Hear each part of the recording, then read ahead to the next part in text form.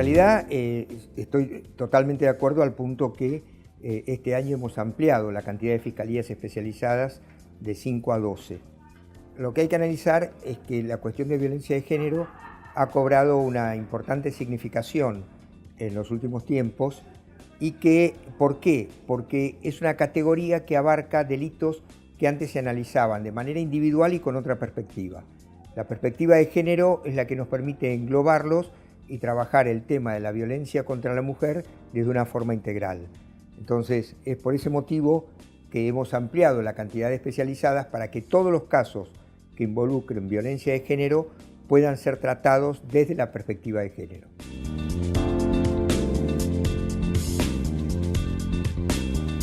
No solamente puede ser aplicable, sino que debe ser aplicable.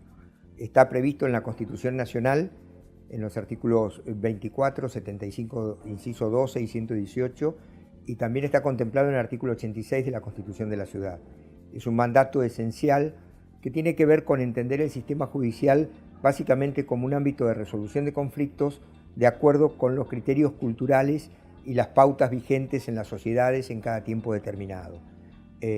Yo creo que además el sistema de jurados es lo que realmente legitima a la justicia, porque son los pares, los ciudadanos, los que están en condiciones de entender la conducta que se reprocha y de considerar si corresponde o no la aplicación de una sanción. Así que sí, no solamente creo que puede hacerse, sino que debe hacerse.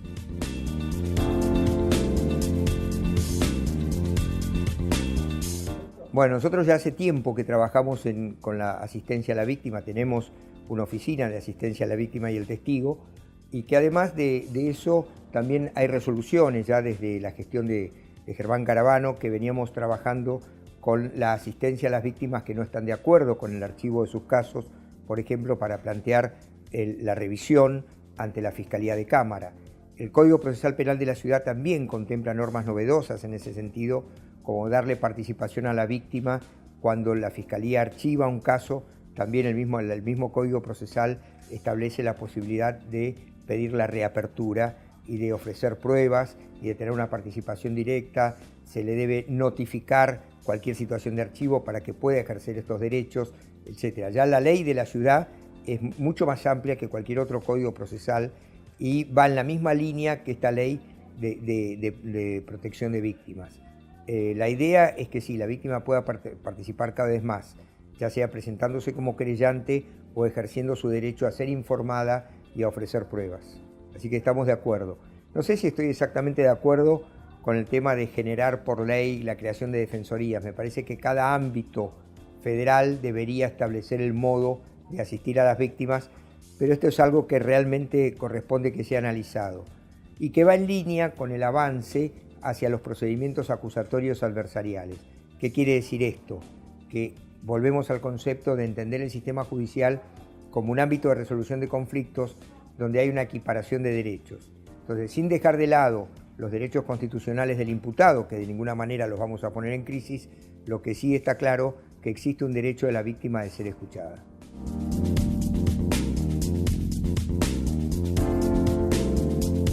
Bueno, dos aspectos. En materia de prevención, lo que hay que entender definitivamente, y esto lo hacemos, lo explicamos concurriendo continuamente a colegios, 2 veces por semana vamos desde la Fiscalía a colegios de la ciudad a explicar los riesgos que genera Internet. Hoy por hoy tenemos que entender que Internet no es solamente una herramienta. Internet es un lugar donde ocurren cosas, donde la gente se abre, donde la gente da información continuamente y esta información que la gente da es utilizada por otros con fines lícitos o ilícitos. Nosotros podemos ver, por ejemplo, que cuando hacemos una búsqueda por Internet, después nos aparecen ofertas vinculadas a esa búsqueda en cualquier página que abrimos. Eso tiene que ver con una oferta de marketing. Bueno, pero eso se toma en base a la información que hemos dado. Ustedes piensen que la información que uno deja en Internet al mismo tiempo es utilizada por otros para analizar nuestros perfiles con cualquier motivo. En este sentido, lo que sí está establecido es que los groomers que buscan establecer contactos con menores con fines de abuso sexual o con fines de obtener de ellos filmaciones de tipo pornográfico para después viralizarlas, trabajan de esta manera. Nosotros llevamos esta explicación a los colegios, establecemos una serie de actividades para alertar sobre estos riesgos. Cuando digo que es un lugar, pensemos que un padre o una madre no dejan que su hijo vaya solo a una plaza, pero lo dejan solo frente a una computadora, donde desde ese lugar puede ser víctima de delitos gravísimos. El caso de la ballena azul, por ejemplo, es una muestra de lo que ocurre. Entonces, nosotros recibimos entre 200 y 250 casos por semana de denuncias de pornografía infantil ocurridas en la Argentina. Las que son de la Ciudad de Buenos Aires las investigamos nosotros, las otras las derivamos al interior, pero en la gran mayoría de los casos son situaciones donde hay groomers que han tomado contacto con los niños, haciéndose pasar por jóvenes, los han llevado a filmarse en posiciones pornográficas y después los amenazan con contarle a sus padres si les hacen saber lo que está ocurriendo, las viralizan, etc. Es un tema muy serio. Y lo que sí podemos decir es que nosotros hoy por hoy en la Ciudad de Buenos Aires estamos en el primer nivel mundial en capacidad de investigación de este tipo de delitos con resonantes éxitos.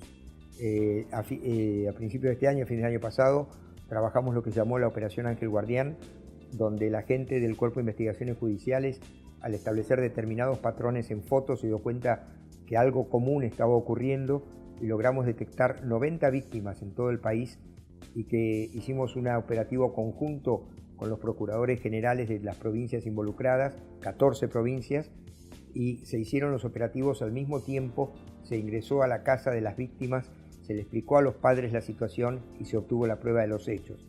Esto derivó en la captura de 3 personas y además en la orden de captura internacional de otra persona que estaba en Perú. Esto se hizo a partir de la experiencia y la calidad de trabajo del Cuerpo de Investigaciones Judiciales.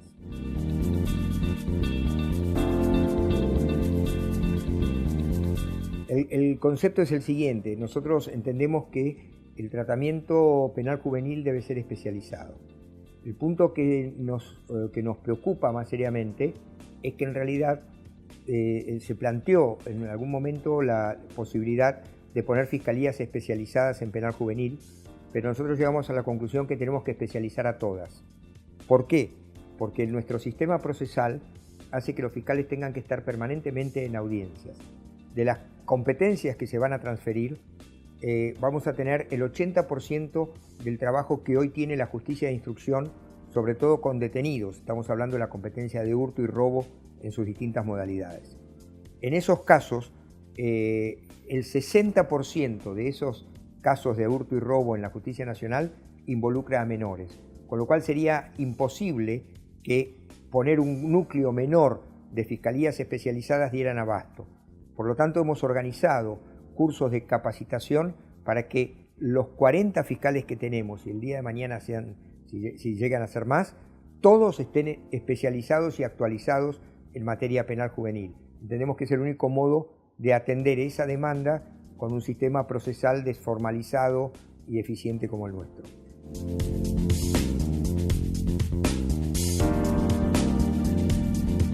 Es un tema complejo. En primer lugar, yo soy partidario de la carrera judicial. Punto 1, esto debe quedar aclarado. Cuando hablamos de carrera judicial, hablamos dentro de toda la estructura del Poder Judicial. Lo que pasa es que hay funciones que son distintas y que es muy difícil equipararlas. ¿Por qué? Porque hay ámbitos del sistema que tienen mayor movilidad que otros. Entonces, al haber ámbitos con mayor movilidad que otros, si nosotros hacemos una carrera específica para el ámbito que podemos denominar de función judicial, que tiene que ver con las fiscalías, en el caso nuestro, probablemente tengan más movilidad que otras áreas administrativas, donde en algún momento van a quedar como más fosilizadas.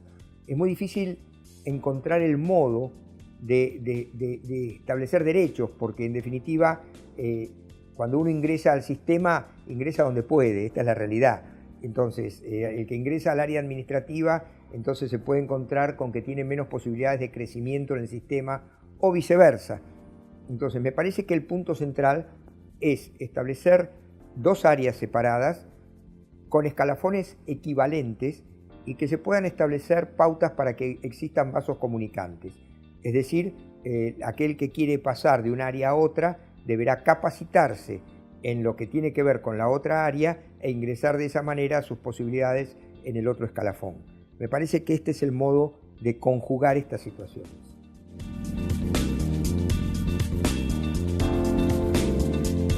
La fortaleza de la justicia de la ciudad tiene que ver con que es una justicia novedosa que nació ya con los parámetros más modernos, con el sistema acusatorio.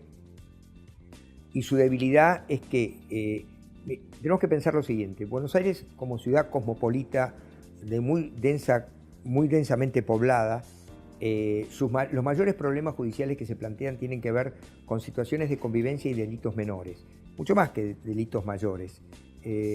Y es necesario estar en condiciones de dar una respuesta a todos esos delitos.